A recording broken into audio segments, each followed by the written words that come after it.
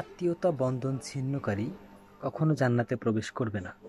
এটি একটি সম্পূর্ণ বিশুদ্ধ হাদিস। ঠিক আছে, আপনারা আত্মীয়তার সাথে কঠিন সম্পর্ক তৈরি করুন।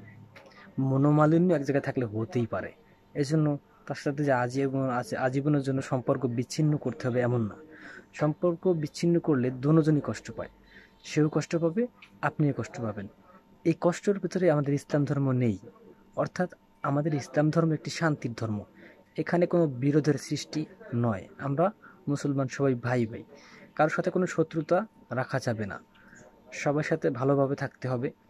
আর রাগ করে থাকা যাবে না, ঠিক আছে, বন্ধন ছিন্ন করা যাবে না। আপনি যতই আমরা এক জায়গায় থাকবো, মিলেমিশে থাকবো, আমরা ততই অটুট থাকবো, কেউ আমাদেরকে পরাজিত করতে পারবে না। কিন্তু যদি আমরা এই বিচ্ছিন্নতা শুরু করি, তাহলে আমাদের পরাজিত হতে হবে। আমরা সফলতা পাবো না। আমাদের সফল হতে হলে একটু কষ্ট করতে হবে, স্যাক্রিফাইস করতে হবে।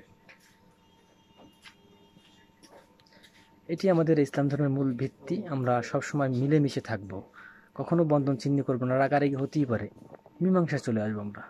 এটি আমাদের শান্তির ধর্ম।